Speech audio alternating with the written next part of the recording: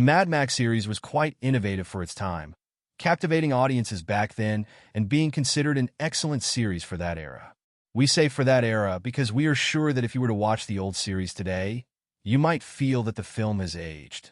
But as we mentioned, back then, especially among post-apocalyptic films, this series stood out significantly in a positive way compared to many others. When we heard that the director who gave us this trilogy, George Miller, was going to make another Mad Max film years later, I, like many other Mad Max fans, was upset. I thought, Hollywood is reheating old things instead of producing something new. But the day the film was released, it caused a sensation. How many films can we name that have successfully made a sequel to a trilogy after so many years? But when we think of bad examples, countless films come to mind. The first that come to mind are Matrix 4 and the films after the first Pirates of the Caribbean trilogy. As for why this film was so successful, it is purely an action movie. Therefore, story depth, allegorical narration, and such elements aren't heavily present in this film. What makes this movie legendary are the extraordinary action scenes and the techniques used to bring these scenes to life.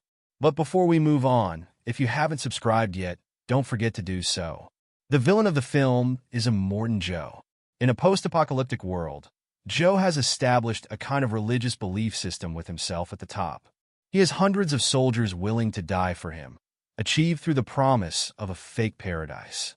The warrior's heaven, known as Valhalla in Norse mythology, is the paradise all of Joe's soldiers, referred to as Half-Life, believe in.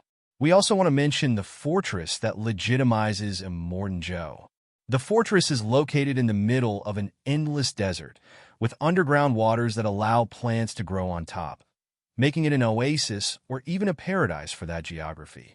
It is both protected against potential external threats and resilient to embargoes due to the natural supply of water and food. Does all this sound familiar to you? If not, let me tell you another story. Have you ever heard of Mount Elburz, located within today's borders of Iran? Or the fortress nestled in those mountains, known as the Eagle's Nest, more commonly known as Alamut Castle.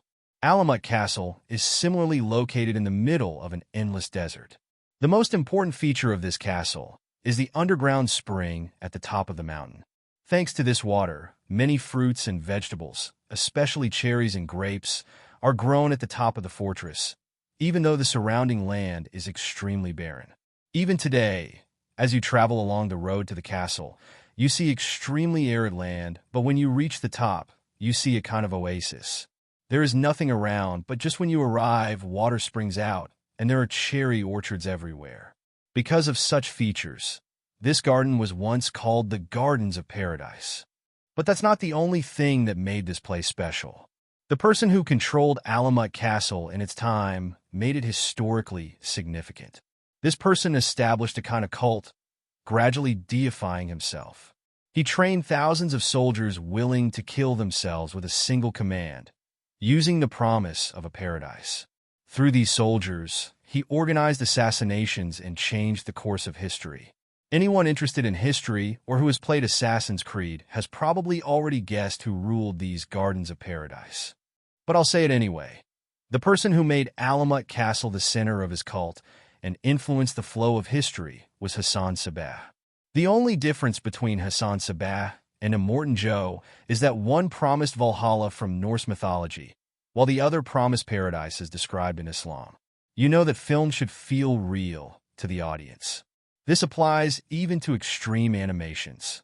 If the audience doesn't believe in what's being presented in some way, they won't become immersed in the story. There are two ways to make a story feel real. Either draw inspiration from mythological stories or from real historical events. Although you often talk about films with mythology and legend themes, if well executed, stories based on historical events can also provide you with a great playground.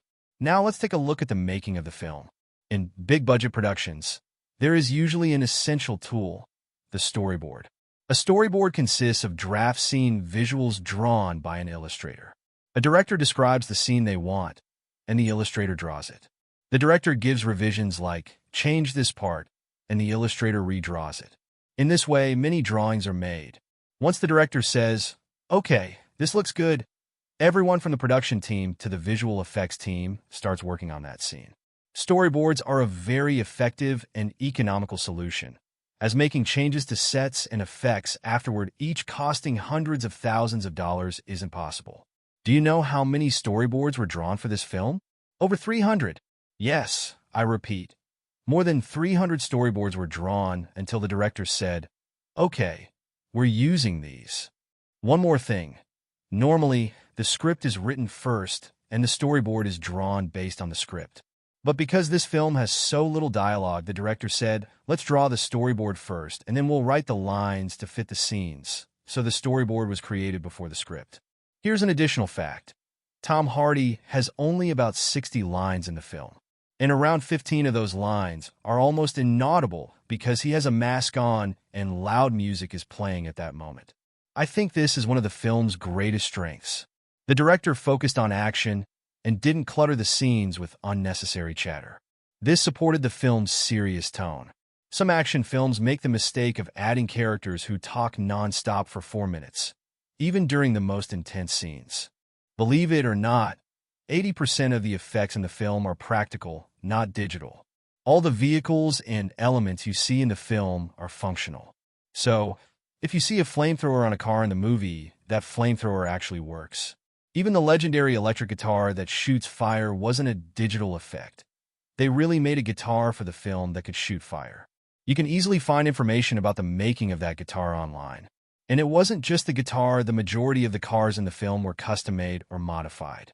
In fact, 150 cars were made for the film. By the end of filming, only 15 were left intact. So, 9 out of every 10 cars were either blown up, crushed, or destroyed during the shoot. Additionally, when filming was complete, the editor had 480 hours of footage. It took the editor 3 months just to watch the scenes before editing could even begin. Now let's talk about the characters and acting. Sure, Tom Hardy was good and all, but we think the real star of the film was Charlize Theron. Theron played her role so well, and her character was so well designed to suit her that even though we don't know the backstory of her missing arm, we can infer things about the process that brought her to this point.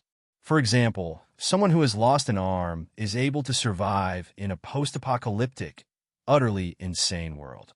And not only survive, but become someone important in that world.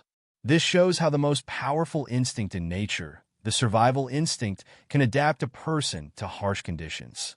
Charlize Theron made us think of these things with her performance. What would have happened if an incompetent actor had played that role?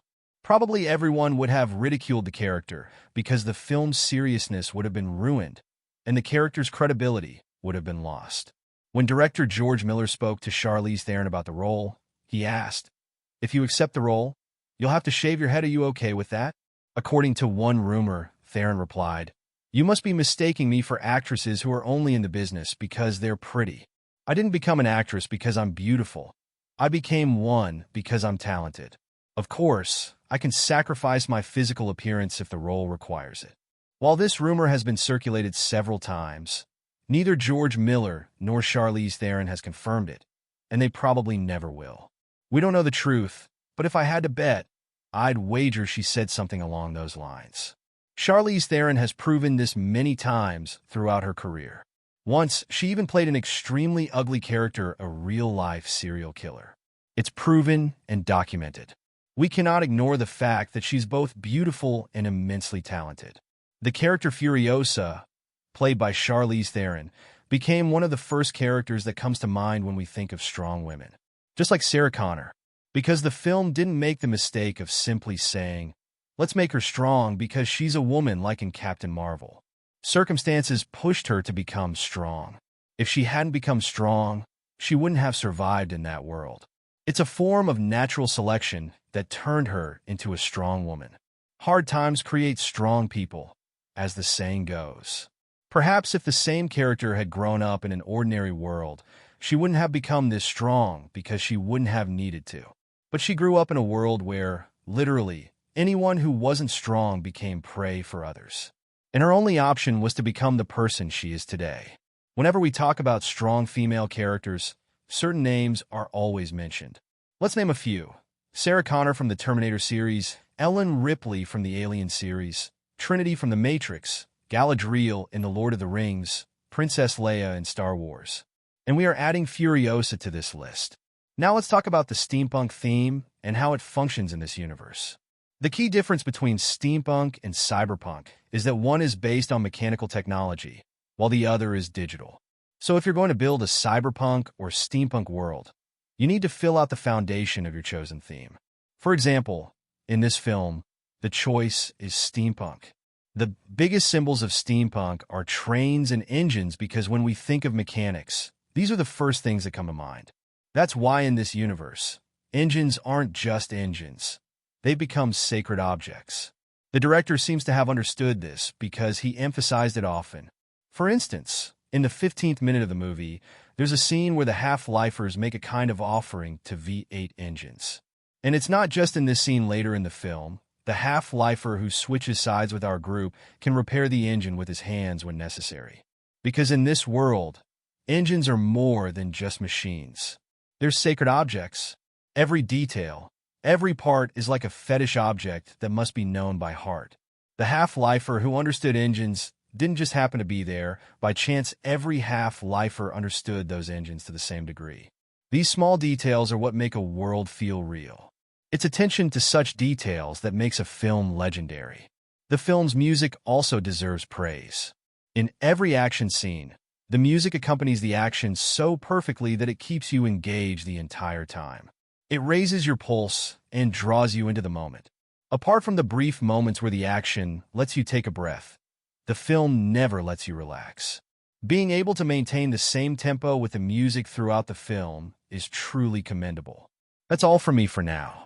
Take care.